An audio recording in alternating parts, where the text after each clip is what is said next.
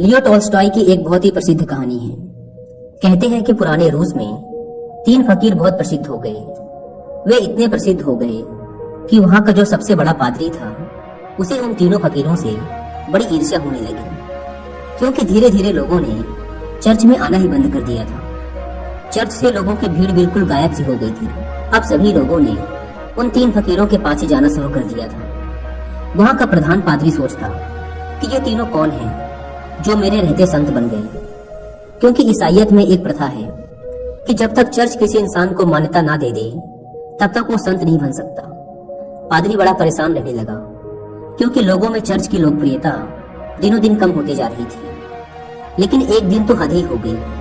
पादरी पूरे दिन चर्च में बैठा रहा, लेकिन एक भी व्यक्ति चर्च नहीं आया। पादरी के क्रोध का ठिकाना ना रहा। उसने निश्चय किया कि आज तो उन तीनों फकीरों की खैर नहीं, आज तो मैं उन तीनों को सबक सिखाकर ही रहूंगा। वह अपनी पूरी पादरी वेशभूषा में तैयार हुआ।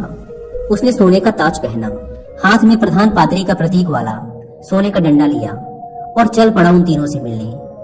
वे तीनों एक बड़ी सी झील के उस पार रहा करते थे। पादरी एक नाव में बैठकर झील के उस पार पहुंचा। थोड़ा आगे चलने पर उसे एक बड़े से पेड़ के नीचे 3 सीधे साधे से इंसान बैठे हुए दिखाई दिए। वे तीनों पलथी मारकर चुपचाप उस पेड़ के नीचे बैठे हुए थे। पादरी ने उनके पास जाकर कहा, क्या तुम तीनों ही वो प्रसिद्ध संत हो जिनके कारण लोगों ने मेरे चर्च में आना बंद कर दिया है? उन तीनों ने कहा, संत? अरे नहीं नहीं, हम किस बात के संत? हम संत बनने के लायक नहीं हैं। ये तो यहाँ के लोग कहते हैं कि हम तीनों संत हैं। पता नहीं किसने ये झूठी अफवाह फैला दी, जिसे सुनकर लोगों की भीड़ यहाँ आती है। हम तो रोज इन्हें मना करते हैं कि यहाँ मत आया करो, लेकिन हम जितना मना करते हैं भीड़ उतनी ही बढ़ती जा रही है। हम इस भीड़ से परेशान हो चुके हैं। ये भीड़ भाड़ हमें रुचती नहीं। हम तो एकांत में ही रहना चाहते हैं। अच्छा हुआ आप आ गए। अब आप ही बचाइए हमें इस भीड़ से। यह सुन वह पादरी तो खुशी से फूला न समाया। सोचने लगा, ये तो बड़े ही भोले लोग निकले। खटिया खड़ी कर दूंगा इन तीनों की। आज तो इन तीनों को लाइन में लगाकर ही जाऊंगा। पादरी ने पूछा, लेकिन तुम तीनों करते क्या हो? उन्होंने कहा, कुछ नहीं, बस इस पेड़ के नीचे बैठकर ईश्वर की प्रार्थना करते हैं। पादरी ने पूछा, बाइबल कहाँ है? उन तीनों ने अपना सिर नीचे झुका लिया। पादरी ने पूछा, क्या हुआ? उन्होंने कहा, अब क्या बताएं आपसे, हम तीनों ही अनपढ़ हैं, हमें पढ़ना नहीं आता। बाइबल रखकर भी क्या करेंगे? यह सुनकर तो वह पादरी और भी खुश हुआ। सोचने लगा, अनपढ़ हैं फिर भी इतने सारे लोगों को बेवकूफ बना रखा है। इनकी तो मैं मटिया मेट कर डालूंगा, पूरे शहर के सामने इनकी बेइज्जती करूंगा। पादरी ने पूछा, फिर तुम लोग प्रार्थना कैसे करते हो? चर्च की प्रार्थना तो तुम्हें याद होगी ना? यह सुन उन तीनों ने फिर से अपना सिर नीचे झुका लिया। पादरी ने पूछा, अब क्या हुआ? तुम लोगों ने फिर से अपना सिर नीचे क्यों झुका लिया? उन्होंने कहा, क्या बताएं, बड़ी लज्जा आ रही है आपसे बताते हुए कि हमें प्रार्थना भी नहीं आती। पादरी ने आश्चर्य से कहा, क्या तुम्हें प्रार्थना भी नहीं आती? उन तीनों ने नाम में अपना सिर हिला दिया। पादरी ने कहा, फिर तुम तीनों प्रार्थना करते कैसे हो? उन्होंने कहा, आपके चर्च की प्रार्थना तो बड़ी लंबी चौड़ी है, हम अनपढ़ गवारों को याद ही ना हो पाई, और फिर गलत पढ़ने का कोई मतलब भी नहीं है। इसलिए बहुत सोचने के बाद, बहुत गणित बनाने के बाद हमने अपनी खुद की एक प्रार्थना बना ली। यह सुन पादरी जोर से चिल्लाया, क्या तुमने अपनी खुद की प्रार्थना बना ली? प्रार्थना तो सर्वमान्य होती है, शास्त्रों में लिखी होती है, हजारों हजारों साल पुरानी होती है। जीसस को तो प्रार्थना खुद परमात्मा ने सिखाई थी, लेकिन तुम लोगों ने अपनी खुद की प्रार्थना बना ली। उन्होंने कहा, हमसे बहुत बड़ी गलती हो गई, हमें माफ करें। हम अनपढ़ गंवार इंसान, हमें कुछ नहीं पता। अब आप हमें जो प्रार्थना सिखाएंगे हम वही प्रार्थना आज से करेंगे। हम आपके पैर पड़ते हैं, हमसे बहुत बड़ी गलती हो गई, हमें क्षमा करें और आप हमें अपनी वाली प्रार्थना सिखाएं। लेकिन पादरी के मन में भी जिज्ञासा जागी कि देखूं तो इन्होंने कौन सी प्रार्थना बनाई है। पादरी ने कहा, पहले तुम लोग मुझे अपनी प्रार्थना सुनाओ। उन्होंने कहा, नहीं महाराज, हम अनपढ़ों की प्रार्थना का कोई मतलब नहीं। आप हमें और शर्मिंदा ना करें, आप हमें अपनी वाली प्रार्थना सिखाएं। लेकिन पादरी नहीं माना। इसलिए पादरी के बार बार कहने पर आखिर में वो अपनी प्रार्थना सुनाने के लिए राजी हो गए। उन्होंने कहा, हमने बहुत सोचा, बहुत विचार किया, लेकिन हमें कोई प्रार्थना ना सूझी। फिर हमें याद आया कि ईसाईयत में तो भगवान के 3 रूपों को माना गया है, इसलिए हमने इसी पर अपनी प्रार्थना बना दी। अगर आप हमारी प्रार्थना सुनेंगे तो हम पर हंसेंगे। इसके बाद वे तीनों चुप हो गए। पादरी ने कहा, अरे बताओ। नहीं हंसूंगा मैं। उन्होंने कहा, भगवान के 3 रूप हैं, इसलिए हमने प्रार्थना बना दी कि हम भी 3, तुम भी 3, हम पर कृपा करो। यह सुन तो वह गंभीर पादरी भी हंस पड़ा। बोला, जिंदगी में बहुत प्रार्थनाएं सुनी, पर ऐसी प्रार्थना कभी न सुनी। वह मन ही मन सोचने लगा, बड़े बेवकूफ लोग हैं, आज तो इनकी यज्ञ ठिकाने लगाकर ही जाऊंगा। इन तीनों को मेरे पास चर्च में आना ही पड़ेगा। उन तीनों ने कहा, आप हमारी छोड़िए, अपनी प्रार्थना सिखाइए, हम आज से वही करेंगे। पादरी ने उन्हें चर्च की प्रार्थना सिखानी शुरू की। उन्होंने कहा, एक बार और। पादरी ने फिर सुनाई।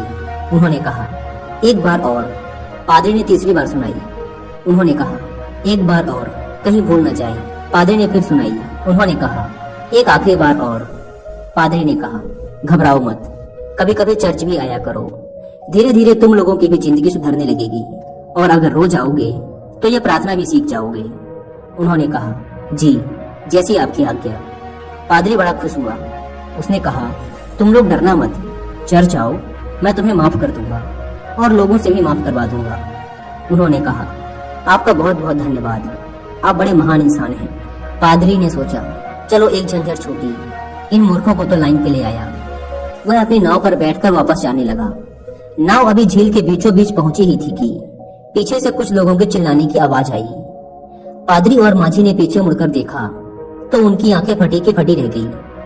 वे तीनों पादरी को पुकारते हुए झील के पानी पर दौड़ते हुए चले आ रहे थे। वे तीनों पानी पर ऐसे दौड़ रहे थे मानो कोई जमीन पर दौड़ रहा हो। यह देखकर तो पादरी के हाथ से वह सोने का डंडा छूटकर वही नाव पर गिर गया। यह चमत्कार तो आज तक केवल जीसस ने ही करके दिखाया था। वे तीनों भागते हुए नाव के किनारे आकर खड़े हो गए और पादरी से कहने लगे, आप वो प्रार्थना हमें एक बार और सुना दें, हम उसे भूल रहे हैं। वो कहता है ऐसे शुरू होती है, ये कहता है ऐसे शुरू होती है, मैं कहता हूँ ऐसे शुरू होती है। हम तीनों में बहस शुरू हो चुकी है। अब हम बहस करें या प्रार्थना करें, इसलिए आप हमें वो प्रार्थना एक बार और सुना दें। पादरी ने तो झुककर उनके पैर ही पकड़ लिए और कहने लगा, अब तक जो भी बताया है, जो कुछ भी कहा है, सब कुछ भूल जाओ। तुम्हारी प्रार्थना जीती और मेरी हारी। तुम्हारी प्रार्थना ही श्रेष्ठ है।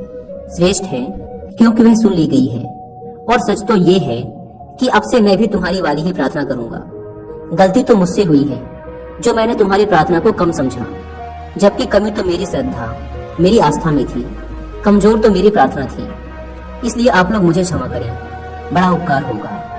वे तीनों फकीर बोलते रहे कि आप एक बार हमें अपनी वाली प्रार्थना और सुना दें, लेकिन वह पादरी चुपचाप अपना सिर नीचे झुकाए वहां से चला गया। दोस्तों, अगर आप लियो टॉल्स्टॉय द्वारा लिखी और भी ऐसी कहानियां सुनना चाहते हैं तो आप इन्हें सुन सकते हैं कुकू एफएम ऐप पर। कुकू एफएम इंडिया का लीडिंग ऑडियो बुक प्लेटफॉर्म है, जहां पर आप कहानियों के अलावा self help books, religious books and famous personalities की बायोग्राफीज को भी ऑडियो फॉर्मेट में सुन सकते हैं, वो भी अपनी मनपसंद लैंग्वेज में।